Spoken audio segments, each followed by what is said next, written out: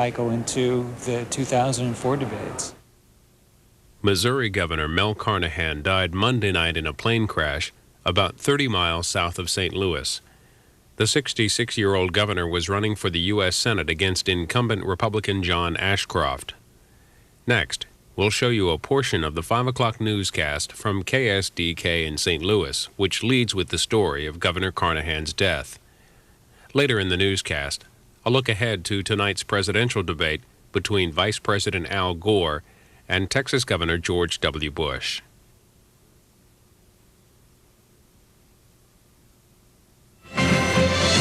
This is News Channel 5 at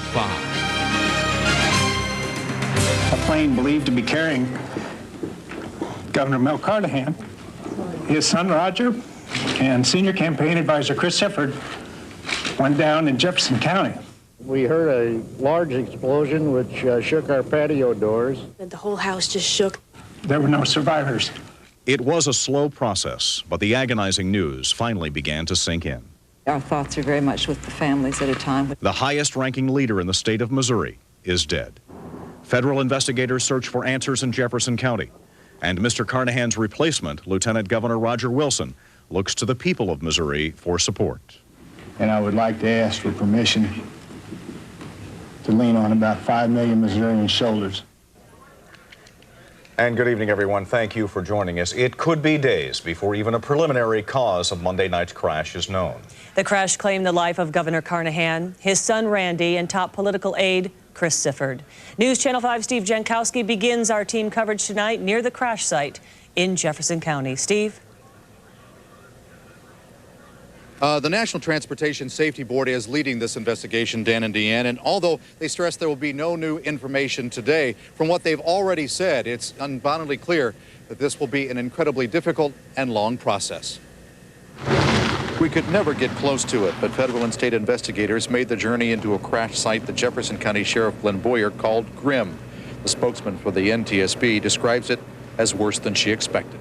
It's an extremely difficult and dangerous site. It's a heavily wooded, hilly area, a lot of leaves and brushes, hard to get around. A number of our party were slipping and sliding. It's a very, very difficult site to work in and to attempt recovery.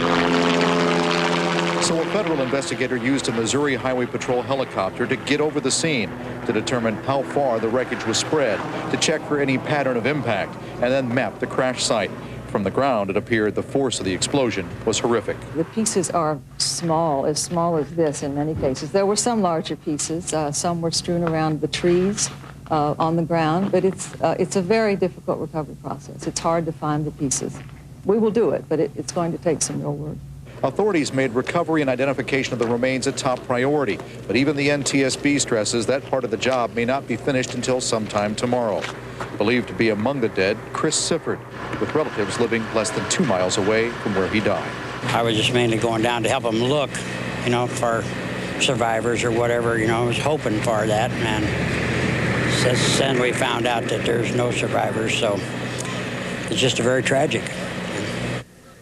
Sheriff Glenn Boyer even indicated how tragic it was for him personally. He said, ironically, he had recently cut a campaign spot for Governor Mel Carnahan and said he would be very missed. One of the things that could become a focus of this investigation is things that happened outside of this particular crash site, specifically what the radar operators, the tower operators at Lambert heard from the plane about a minute before it went down and dropped out of radar. At about 7:32, where we understand that the tower was contacted by the pilot of the plane indicating they had problems with their gyro indicators and were trying to turn around. A minute later, the plane dropped out of radar, crashing here in Jefferson County. Reporting live from Jefferson County, Steve Jankowski, News Channel 5. All right, Steve, thank you for your report. The political power base in Jefferson City shifted dramatically as Missourians slept. News Channel 5's Mike Owens has been covering the story since the crash. He has more now from the state capitol. The transition to an acting governor happened here at the Missouri Capitol in the early morning hours. The transition happened only when these top officials, among them the Attorney General, the Secretary of State, and leaders of both the House and Senate, decided Mel Carnahan was unable to serve Missouri. Auditor Claire McCaskill says it was one of the hardest things she's ever done. I would hope that no one would ever have to be a part of something like that again. It was very difficult. The mood was obviously very subdued, and we were all it's just a tremendous loss and very difficult to even absorb. Under the Missouri Constitution, Roger Wilson is acting governor only until authorities confirm that Mel Carnahan is dead. Wilson was retiring from politics in January, but now he's back in the limelight. A lot of us don't end up where we plan to be sometimes. And this is just like any other job. You just do the best you can. And that's what I plan to do from now until January, and then I'll step back out of politics. Thank you so much. Throughout the day today, secretaries in the governor's office were taking hundreds of condolence calls. Meanwhile, flowers are piling up in the iron fence at the governor's mansion, where the Carnahan family is in mourning. As the condolence calls continued to come into the governor's office, the message from the secretaries changed. In the early morning hours, they would answer the phone, "Good morning, Governor Carnahan's office." But later, about mid-morning, that message changed as the reality sunk in. They said, "Good morning, Governor's office." Reporting from Jefferson City via Skylink 5, Mike Owens, News Channel 5. And thank you, Mike. Acting Governor Roger Wilson is no stranger to politics. News Channel 5's Cordell Whitlock joins us with a look at Wilson's career. Cordell, what do we know? Well, Deanne, Roger Wilson has served in Jefferson City for 21 years and at one time had aspirations to become governor. The 52-year-old Wilson is from Boone County. He earned a master's degree from the University of Missouri-Columbia. He also served 14 years in the state Senate before his election to lieutenant governor. That's a position he held for almost 7 years. As Mike Owens mentioned, Wilson plans on leaving politics in January to spend more time with his family. We asked a longtime colleague to describe Missouri's soon-to-be governor. Very personable, folksy, down-home type of person, and he never meets a stranger. Senator Lacey Clay says he has full confidence in Wilson's ability to fulfill the responsibilities of governor. The former school administrator is known for his emphasis on education. But regardless of his political beliefs, Roger Wilson never thought he'd accept the governorship with such a heavy heart. Deanne? All right, thank you, Cordell. And the crash also killed the governor's oldest son, Roger Carnahan, known to friends and family by his nickname Randy. The 44-year-old lawyer and avid pilot was often at the controls of the Cessna plane owned by the family law firm. Randy's seen in this picture here over his father's left shoulder between his mother there, Jean. This is on election night in 1992. The younger Carnahan graduated summa cum laude with a degree in economics from the University of Missouri in 1977. He followed in his father's footsteps. He earned a law degree in 1980. And the same year, he joined his father in practice. Randy was single. He lived in the family home in Rolla, where he was active in the First Baptist Church and the Kiwanis Club. He was a member of the Missouri Bar Association and past president of the Phelps County Bar Association. An avid pilot, he was past president of the local Missouri Pilots Association chapter. He also served on the board of directors for the Rolla Mental Health Association. Now, the third passenger on board that plane last night, Carnahan's longtime campaign aide and former chief of staff, Christopher Dale Sifford. The 37-year-old native of Puxico, Missouri, began his career as a journalist. His jobs ranged from disc jockey at the age of 17 to news director to radio news reporter in Springfield. He became the spokesman for the Carnahan gubernatorial campaign in 1992, then director of communications for the governor, and eventually became Governor Carnahan's chief of staff last year. Most recently, Sifford worked as senior advisor for Carnahan's bid for the United States Senate. Chris Sifford was not married. He enjoyed basketball, music, and spending time with his niece and nephew. And Dan, in the meantime, Carnahan's chief political rival, John Ashcroft, has canceled all campaign activity in light of this tragedy. I will remember him, and all of Missouri will remember him for that exemplary public service and for his dedication to his family as a husband, as a father, and as a grandfather. The Ashcroft campaign has already pulled all of its political ads. Mel Carnahan's leadership in Missouri was recognized nationally, and he had many friends across the country, including the nation's capital. News Channel 5's Kim Hibbs is in Washington, D.C. and joins us live via Skylink 5 with more reaction. Kim? Well, Deanne, even though we are hundreds of miles away from Missouri, the news still hit very hard here in Washington, D.C. This is a community that's still grieving from the loss of 17 U.S. sailors when a bomb tore apart the USS Cole last week in Yemen. Now, in a way, that made the news about Governor Carnahan even more painful. Today on the floor of the Senate, Minority Leader Tom Daschle remembered the governor. Like another man from Missouri, Harry Truman, Mel Carnahan was a man of plain speech and enormous political courage. I believe he would have been a great United States Senator, just as he was a great governor. Now, earlier this afternoon, I talked with Congressman Dick Gephardt of Missouri's 3rd District. He told me that we all lost more than a good friend. We lost a good governor, and we lost a good candidate for the United States Senate. But God makes those decisions. We don't.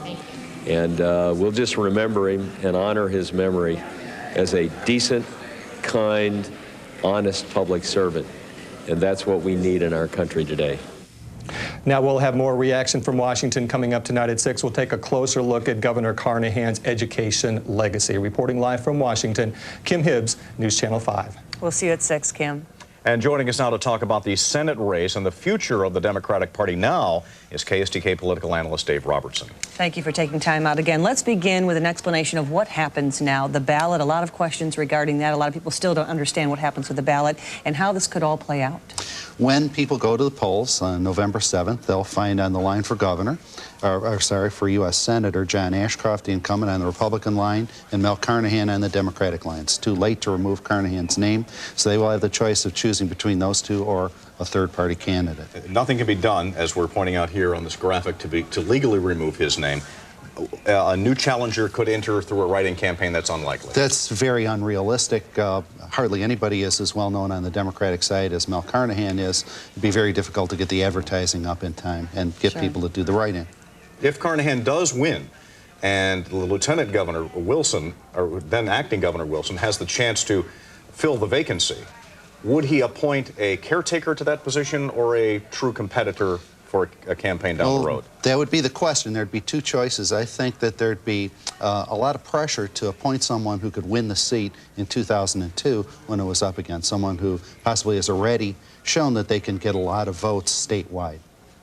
What about the governor's race? Are there overtones here for Holden and Talent at this point? Has a big effect on the governor's race. Now Bob Holden is the person who has the responsibility for turning out the Democratic base among Missouri Democrats. That was at the top of the ticket. That was Carnahan's responsibility. Now it devolves to Bob Holden. There's also a lot of money now available in this race, soft money spent by the two political parties. It's going to tend to gravitate toward that governor's race. We can't be sure what kind of effect that's going to have. But there is a concern when you have a tragedy like this that there's not going to be the outcome, the turnout that they were looking for. There is concern about turnout. There was concern about turnout anyway, especially among Democrats who are worried that Al Gore might not be able to turn out the base. There's been concerns about that nationwide. So there has been a concern there. Now the pressure is on Bob Holden to make sure that Missouri Democrats turn out to vote for the Democratic candidates across the board. Dave, well, we've seen this happen in other states where there's been a death of a candidate or a death of an elected office or an incumbent, and sometimes the spouse or a family member steps in to carry on the campaign or carry on the term. Is any of that likely here? It's not likely here. We're 3 weeks away from the election. Gene Carnahan is not the kind of person, especially under these circumstances, who is likely to do that. We're so close to the election that I think it'll just proceed as normal. Senator Ashcroft has suspended his campaign, likely to do that. To the extent that he campaigns again, it will be kind of a tasteful and subdued communication of information about his record and plans for the future. What about long-term ramifications for the state Democratic Party? Mel Carnahan was absolutely essential to the state Democratic Party. He served that role that Clinton played at the national level, bringing Democrats back to a kind of a moderate Democratic base, emphasizing education and health care issues, for example. He's going to be very hard to replace. Now, there are some younger Democrats who hold statewide office in those offices just below the governor's office. They're very talented people and will certainly be looking to pick up the mantle that Governor Carnahan has dropped. Okay. KSDK political analyst Dave Robertson from the University of Missouri St. Louis. Thanks for being with us. We're planning to talk to you again during our 6 o'clock news. I'll see you then. The death of Governor Carnahan has all but overshadowed tonight's presidential debate at Washington University. But in a statement, Carnahan's widow, Jean, today asked that that debate go on. News Channel 5's Kay Quinn joins us live from Washington University now, which is hosting the debate. Kay? Dan and Deanne, I'm outside the debate hall. We were hoping to be inside at this point, but the Commission on Presidential Debates has been holding some last-minute business inside, and we won't be allowed in until that is complete. Now, the pressure tonight on the candidates to perform is tremendous. The latest polls show Gore and Bush in a very tight race, with Bush leading Gore by just a slight margin. The excitement is building here, and of course, as you mentioned, thoughts of Governor Carnahan not far from the minds of many here. Starting about 3 this afternoon, those undecided voters, most from the St. Louis area, voters who will be asking the questions in tonight's town hall debate, arrived at the athletic complex. They were brought in on shuttle buses, escorted inside to wait for the start of the debate. Also this afternoon, both Vice President Gore and Governor Bush toured the debate site. Both candidates will take a few moments to speak about the death of Governor Carnahan, and News Channel 5 spoke with both candidates earlier today about the crash of the governor's plane. You know, it's just hard to be real exuberant and real feisty when there's a serious tragedy that's taken place in the state in which we're having the debate in front of, 100 some odd folks from Missouri. Mel was a fantastic individual, a great public servant with a compelling vision for the future of this state and our country. It is a tremendous loss, and our hearts grieve with the people of this state, with his family especially, and again with the Sifford family. We've received late word here this afternoon that Vice President Gore has canceled plans to travel from St. Louis to Kansas City tomorrow and will instead travel to Jefferson City, where he will meet with Jean Carnahan, Governor Carnahan's widow, and express his condolences in person. At this point, both candidates are relaxing and resting before tonight's debate. Also relaxing and trying to calm her nerves, Michelle Purdy. She's the student body president here at Washington University. She'll be delivering an opening address at tonight's debate. We'll hear from her tonight at 6.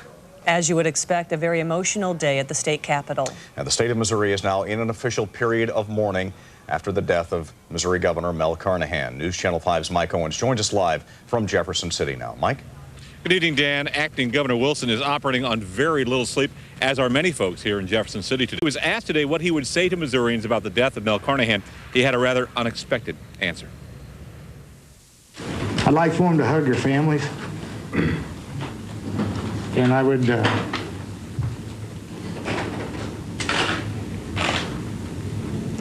like for all of us to appreciate what we have, because this is a stark example of how quickly it can be taken from you. Consistent with that, there are grief counselors now available for those staffers in the state of Missouri who had close contact with Mel Carnahan, and during his days with the state of Missouri with Chris Sifford, those grief counselors, employees of the State Department of Mental Health. Dan, Deanne? All right, Mike, thank you very much. Now, earlier today, Governor Carnahan's wife, Jean, issued a public statement. She writes, "The sadness that now engulfs our family would be unbearable except for the support of friends and our firm and abiding faith in a loving God." She goes on to say, "Because my husband cherished our democracy and expression, he would very much want the debate scheduled for tonight to continue and go on. We are honored that it is being held in the state that Mel, Randy, and Chris loved so much." And the Carnahan family is also asking that those wishing to remember the governor make contributions to the Children's Trust Fund in lieu of flowers. That address is on your screen, the Children's Trust Fund, Box 1641, Jefferson City, Missouri, 65102. Efforts are also underway to create an educational foundation in memory of Governor Carnahan. A cause so dear to his heart. It was, yeah. And that's all our time for now. Thanks for joining us. And NBC Nightly News is up next. We'll be back at 6 with an expanded one-hour edition of News Channel 5. Good night.